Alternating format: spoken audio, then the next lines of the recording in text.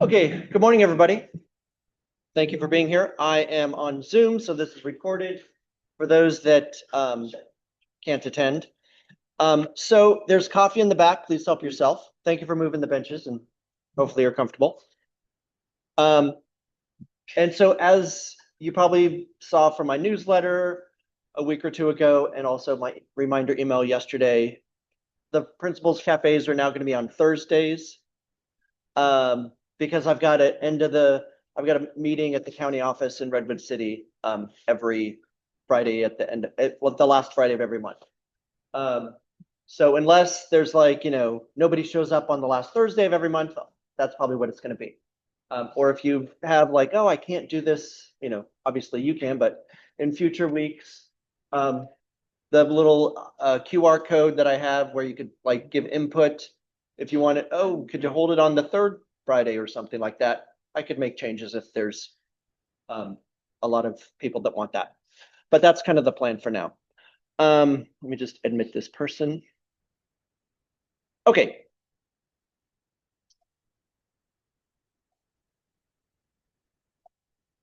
Why is this working? Okay, well, I'll just use. Okay. Okay, so we're going to go over current events and then I'll talk about student behavior and discipline. I do have a meeting. So my alarm is going to go off at 9:50 and then I'll wrap up. Excuse me, 8:50, not 9:50.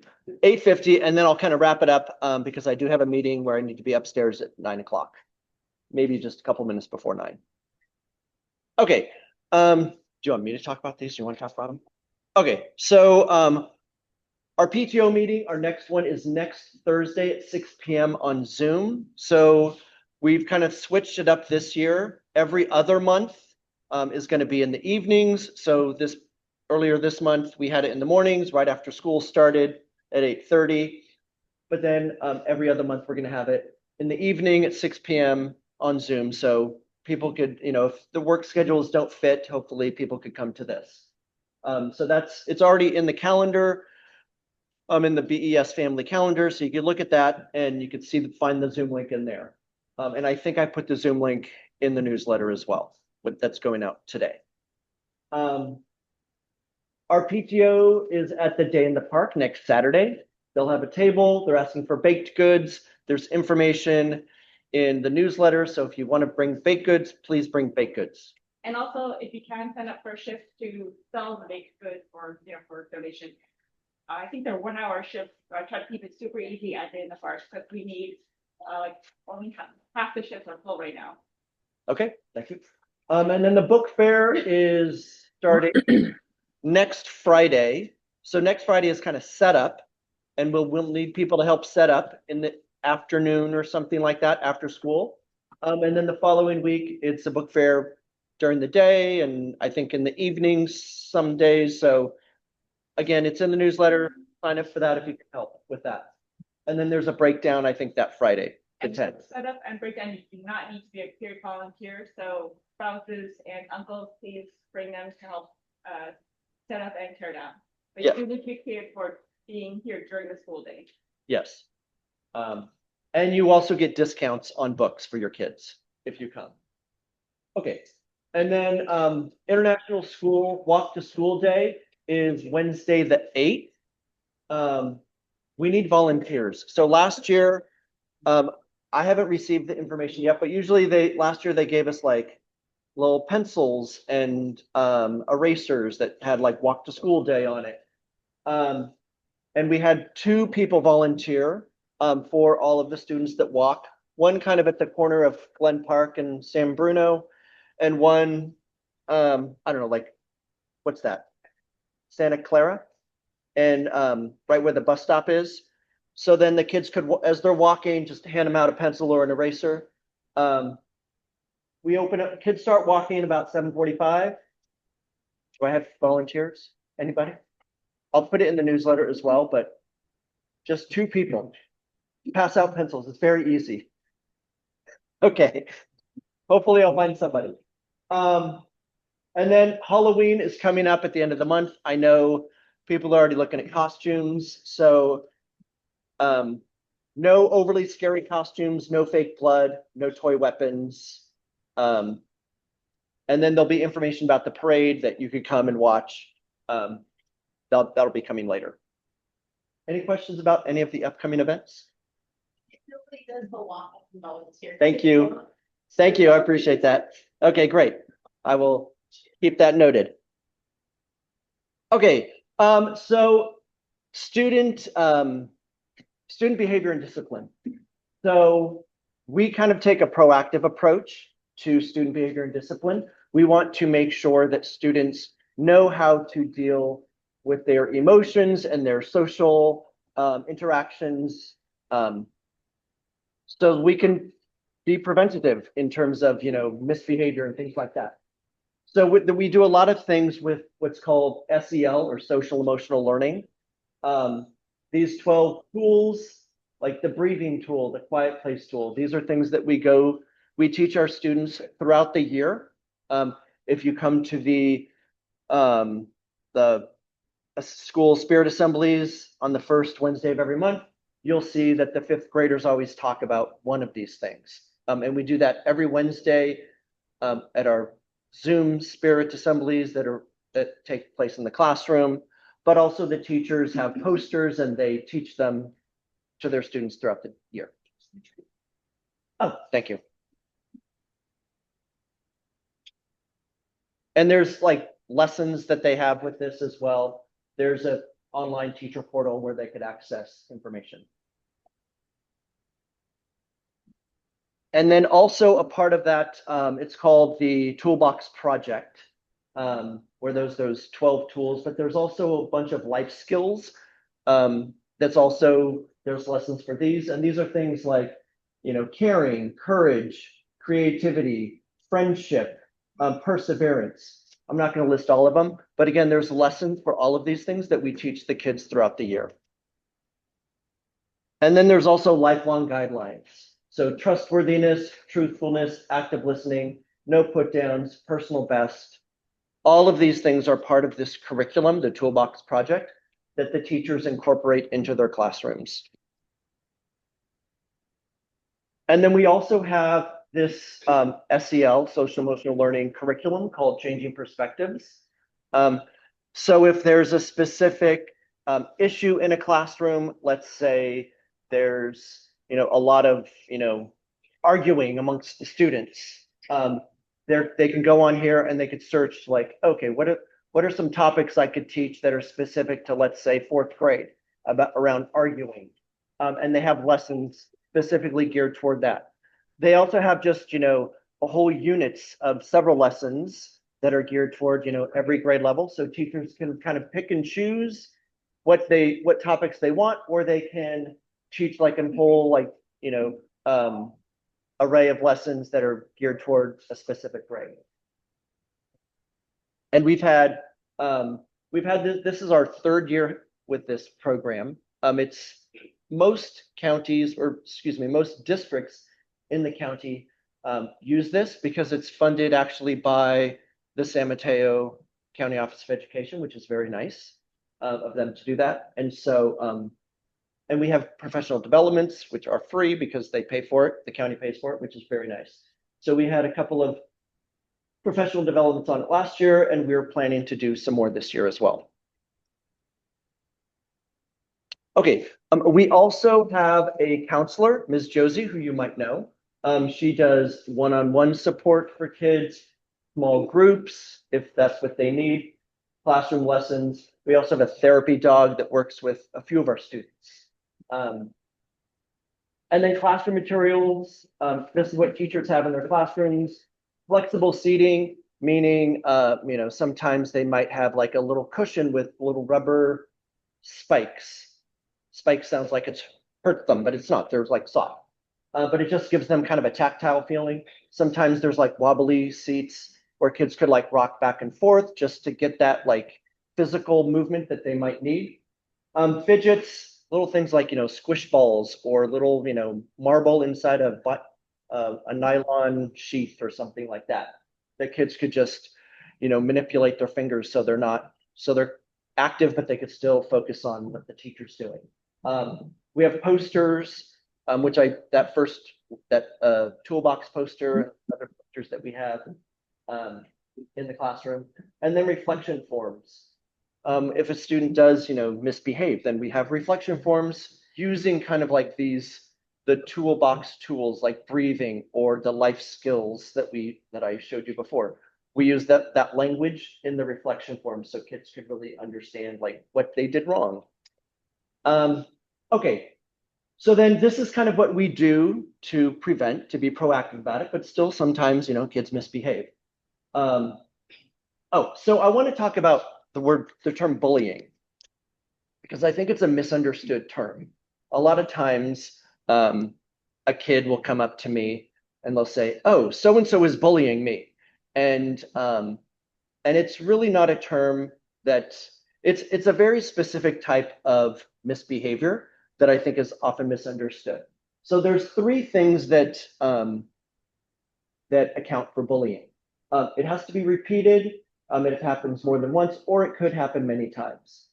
It's unwarranted aggressive behavior. So someone is being mean or aggressive with words or actions on purpose.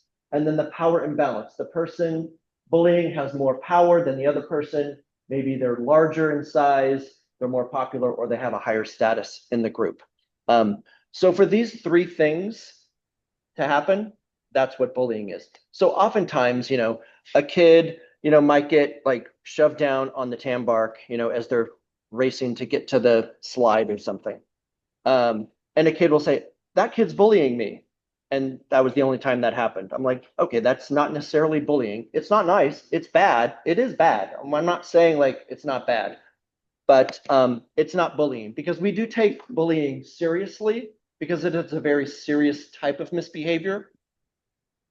But most of our misbehavior is not bullying. So I just want to make that clear, because some people, a lot of kids think, oh, any kind of misbehavior is bullying, and that's not the case. Okay. So this is last year. I'm going to show you a bunch of data on our student behavior from last year. So last year it was my first year here, and so I started in like the very beginning of September. I created this major behavior incident form that any yard duty staff or teachers or myself can use and access. So in September, I think because it was brand new, a lot of people were using it because like, oh, it's something brand new. And so we had like over 20 incidences. And then it kind of mellowed out. And people kind of had a better understanding of what kind of incidences are considered major, which I'll explain in a minute. And then you could see we had like, sometimes around 10, sometimes less for every month for the rest of the year. And we're continuing to use this for this year. And then these are the types of, or these are, excuse me, the times that things are happening where major behavior incidents are happening. So most of them are happening at lunchtime, as you can see. That makes sense because it's a large period of unstructured time where there's not like, one teacher focused on, a classroom of kids. Our second biggest one, you can't really, the Zoom pictures are covering it, but that says recess, the red section. So that's also a big piece of unstructured time. And then the other times that are smaller are during class times. So, the blue is first thing in the morning, the yellow is after recess, and then that orange is like between lunch and dismissal time. And so clearly lunchtime and recess are the biggest kind of times when there's some major behaviors happening. And these are the students with major behavior incidents. So you could see that 24 students had one incident. And that's over half of our incidents, which is nice. Like, okay, they had a major incident once, they got in trouble, they learned, they didn't have another problem. Like, that's what we want kids to learn. We had, 4 kids, I'm looking at the red, just going kind of around this way. 4 kids had 2 incidents, 5 kids had 3, So about one a trimester. 6 kids had 4 incidences. That's getting to be, one every few months. And then the orange at the top, 4 kids had 5 to 8 incidences. So we have about 4 kids. That's about 2%. We have 200 kids. That's about 2% of our school population, where there's like kind of like almost, I wouldn't even say it's a weekly thing, but like about every month or so, we're having kids having some major incidences. So it's nice to see, it's nice to look at this. So teachers have kind of analyzed this data more in depth than I'm giving you right now. So we could see, okay, who are these 4 kids or who are these like 6 kids in green? And we can really target kind of what we do with those specific kids. And then these are the types of incidences we have, the behavior types. So the red, physical aggression, that's not a full-on fight. We've not had a fight since I've been principal here. But this is things like, if they're playing soccer, maybe they missed a goal and they shove a person down to the ground, or they're in line for the swing and somebody cuts them in line and they punch them in the shoulder or they pinch their face or something like that. And so that's what those physical aggressions are. We also have disruption, which does not happen that much. Like if they're disrupting some activity, whether it's a teacher or yard duty activity or a student activity. Abusive language is often name calling. That's a pretty common thing. Disrespect, if they're disrespecting, like a yard duty teacher, like the teacher says, oh, you got to pick up that, food that you just dropped on the ground, and they, say some rude comment, and don't do it. And then the last one is defiance. Like they refuse to pick up the food that they just dropped on the ground. It does not happen that often. Any questions about any of these graphs that I've gone over? Okay.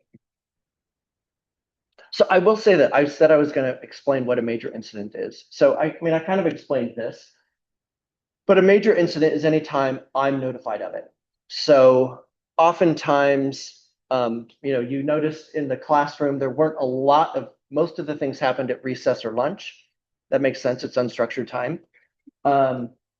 But our teachers and our yard staff also handle a lot of minor incidences. So if it's, a kid who's, this person won't play with me, often, the yard duty person will manage that and I don't get involved. I'm not even made aware of it. If that thing happens, like every day for, 3 days in a row or something, then I might get involved and it becomes a major incident. But if it's something that the teachers or the yard duty staff could handle, then it's not really considered a major incident. Yes. I appreciate your capturing of data. When you have it for an individual child, how is that incident that happens to the child, I go to school, I go to kind of database and faculty behaviors? What is that relationship? The school knows about the child academically, and then if the school knows about the child behaviorally. That's a good question. So let me see if I can answer that. So you're saying like, how do we keep track of that child in terms of their behavior and how does it affect their academics and how is it connected? And so what do we do? I think I'm interested in the data. The data, where does it live? How does it share? Who has access to it? So this data here, all of the graphs that I've shown you, every staff member has access to this. And then teachers also keep track of like minor issues that they keep in their classroom. They keep track of that however they want. So if it might be reflected in a report card comment when the teachers, if there's lots of behavior issues, it might be reflected in our counselor who keeps track of information of students that she sees. If it becomes something that's ongoing, that's affecting academics, or it's so much behavior, then we would have what's called a SST meeting, which is a student success meeting, which I've actually got one in 11 minutes.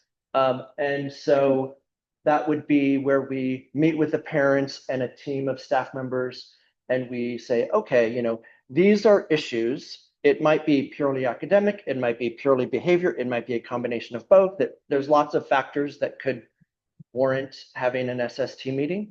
And then that would be documented, and we would kind of create a plan on what to do to support this child.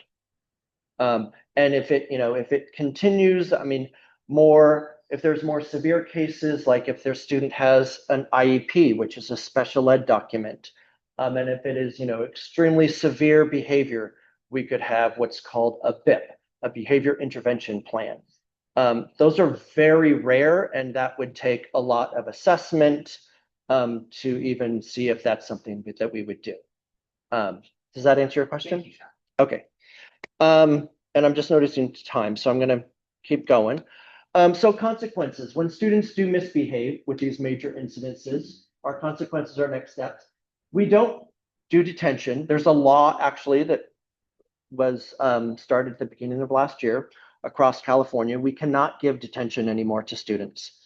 Oftentimes, students that have misbehaviors, they get out their energy in misbehaved ways. That's why they're misbehaving, because they've got a lot of energy and they got to get it out, and they don't know how to get it out productively.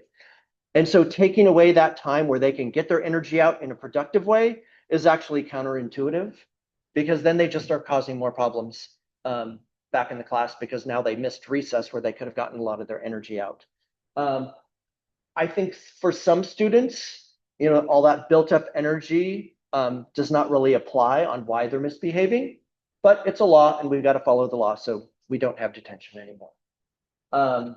So these are possible consequences or next step. I say possible because it's not like I do every single thing every single time.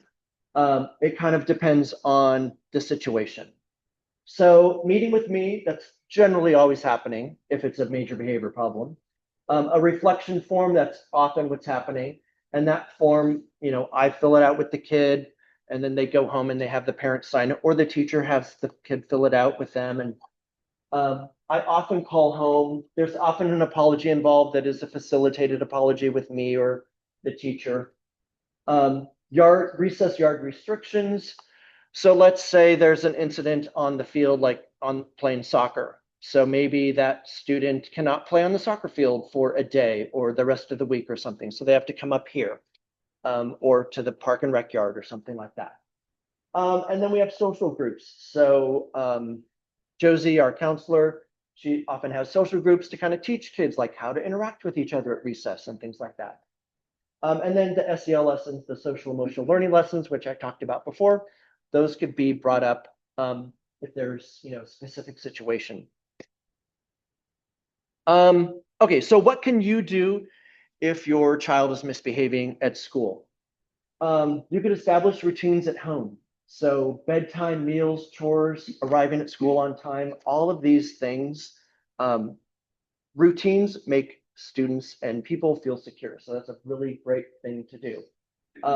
Model good behavior. A lot of times if kids are, cussing or, doing things, they're learning it from home. And so just, be careful on what you say and how you behave with your students at home. Because if they think it's okay at home, then they think it's okay at school. Foster open communication. Always ask, how's your day going? As kids get older, especially into middle school, they don't want to answer that. Like, fine.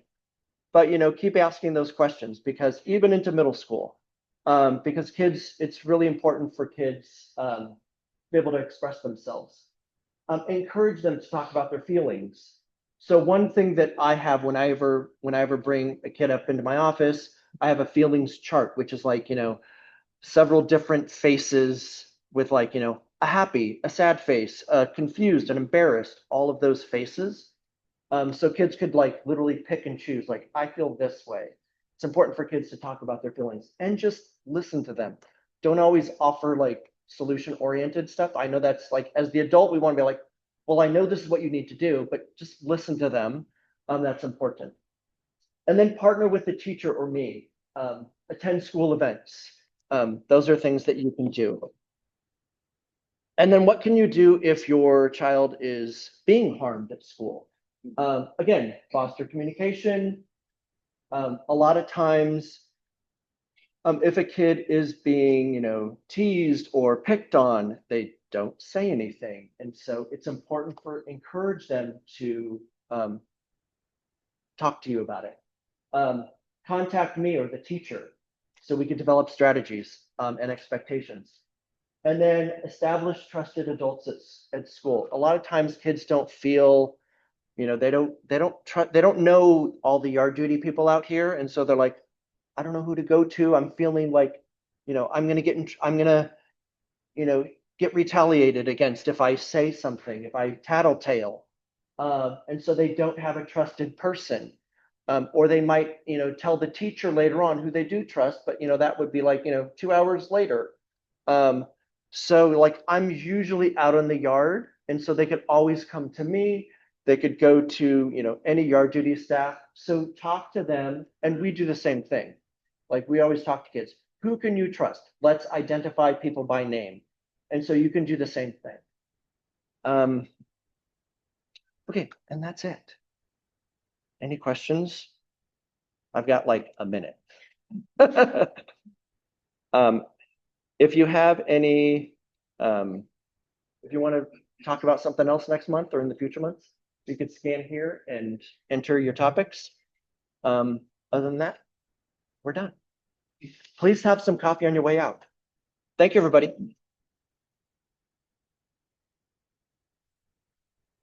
See you.